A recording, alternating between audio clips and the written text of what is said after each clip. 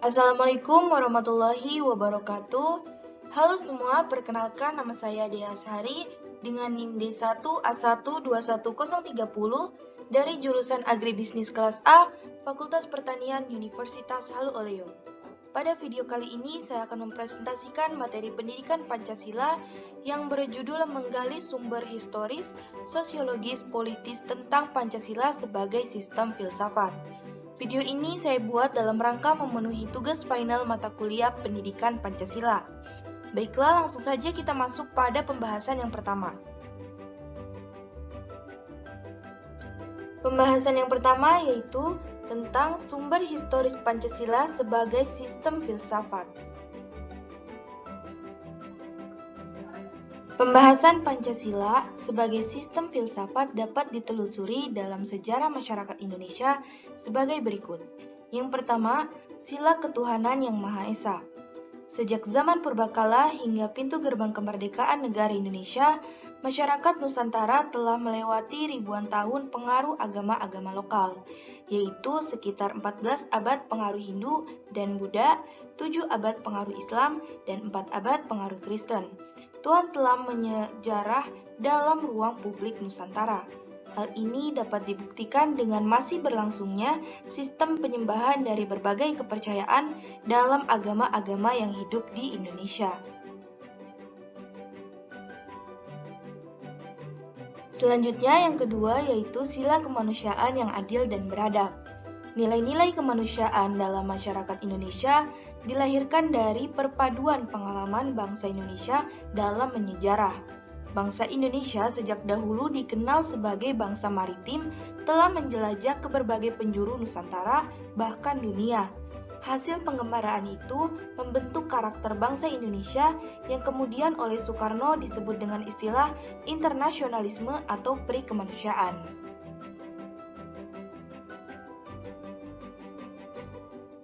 Kemudian yang ketiga, sila persatuan Indonesia. Kebangsaan Indonesia merefleksikan suatu kesatuan dalam keragaman, kebaruan, dan kesilaman.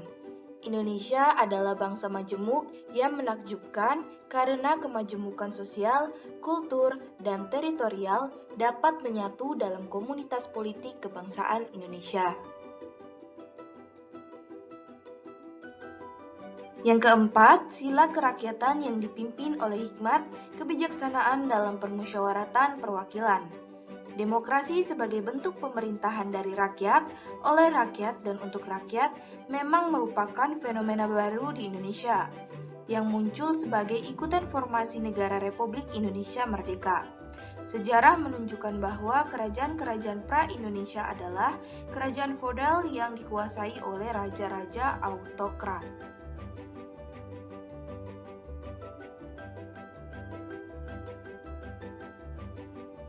Selanjutnya yang terakhir, keadilan sosial bagi seluruh rakyat Indonesia.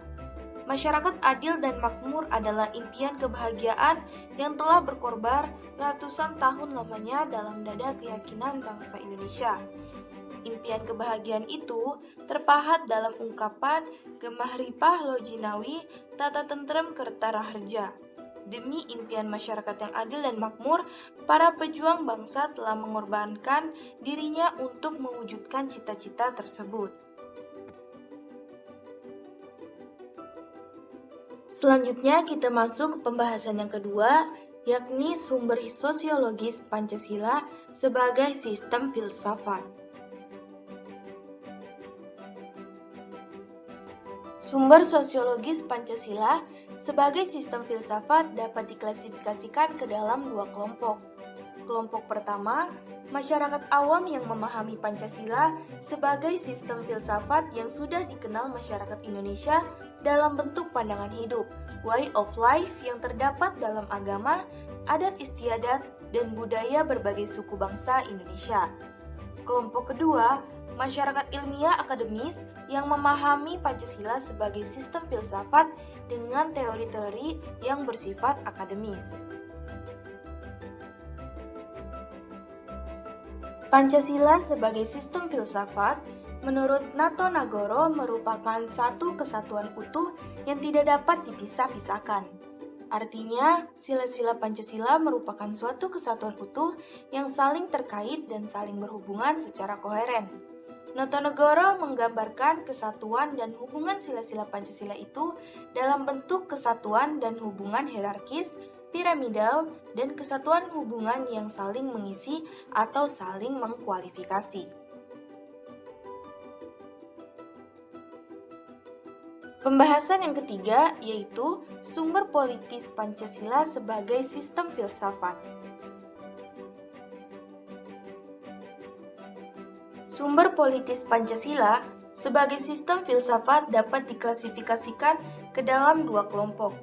Kelompok yang pertama meliputi wacana politis tentang Pancasila sebagai sistem filsafat pada sidang BPUPKI, sidang PPKI, dan kuliah umum Soekarno antara tahun 1958 dan 1959 tentang pembahasan sila-sila Pancasila secara filosofis. Kelompok kedua mencakup berbagai argumen politis tentang Pancasila sebagai sistem filsafat yang disuarakan kembali di era reformasi dalam pidato politik Habibie 1 Juni 2011.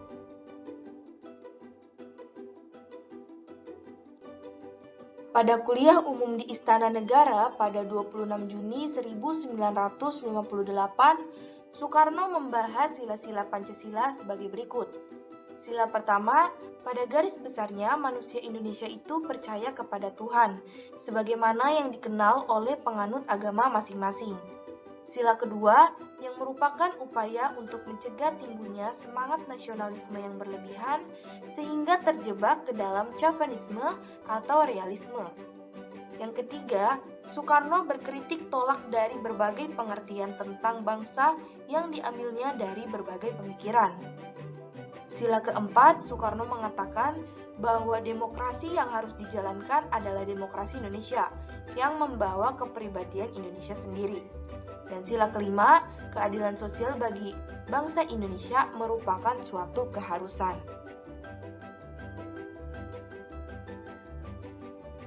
Habibie dalam pidato 1 Juni 2011 yang menyuarakan kembali pentingnya Pancasila bagi kehidupan bangsa Indonesia setelah dilupakan dalam rentang waktu yang cukup panjang sekitar 1 dasawarsa pada euforia politik di awal reformasi. Pidato Habibie dapat diuraikan sebagai berikut. Yang pertama, beliau mengatakan tentang kedudukan Pancasila sebagai dasar filosofis bangsa Indonesia dalam dinamika sejarah sistem politik sejak Orde Lama hingga era reformasi. Kemudian yang kedua, pernyataan Habibie tentang faktor-faktor perubahan yang menimbulkan pergeseran nilai dalam kehidupan bangsa Indonesia sehingga diperlukan reaktualisasi Pancasila. Yang ketiga, penegasan Habibie tentang makna penting reaktualisasi Pancasila.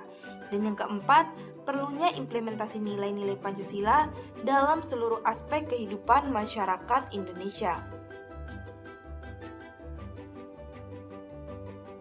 Sumber politis Pancasila sebagai sistem filsafat berlaku juga atas kesepakatan penggunaan simbol-simbol dalam kehidupan bernegara. Garuda Pancasila merupakan salah satu simbol dalam kehidupan bernegara. Dalam pasal 35 Undang-Undang Dasar 1945 berbunyi sebagai berikut. Bendera negara Indonesia ialah sang merah putih. Pasal 36, bahasa negara ialah bahasa Indonesia. Pasal 36A, lambang negara ialah Garuda Pancasila dengan semboyan Bhinneka Tunggal Ika. Pasal 36B, lagu kebangsaan Indonesia ialah Indonesia Raya.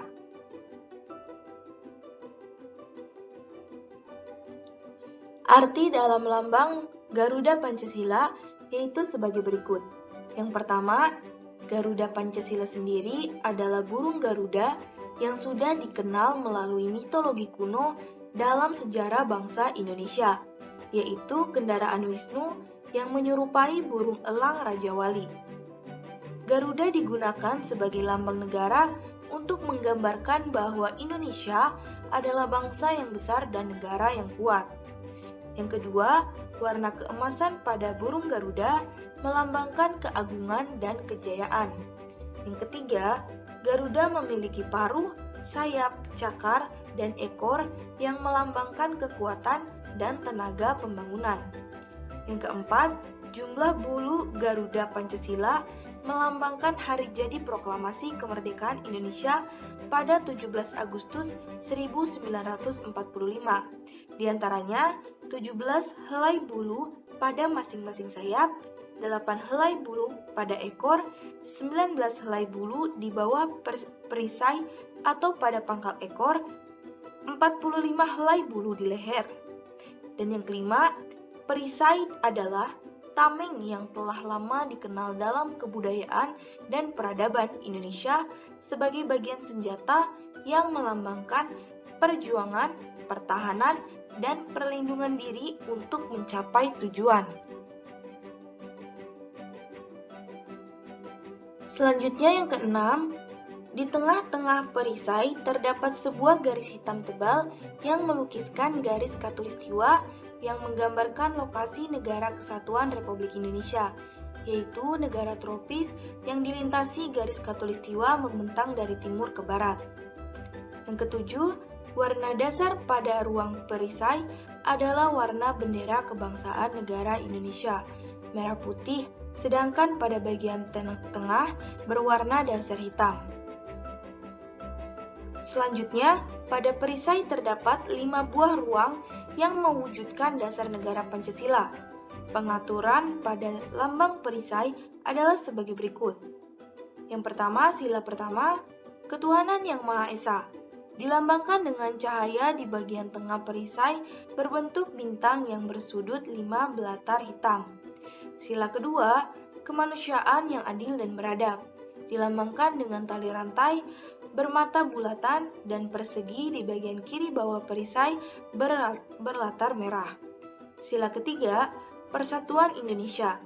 Dilambangkan dengan pohon beringin di bagian kiri atas perisai berlatar putih.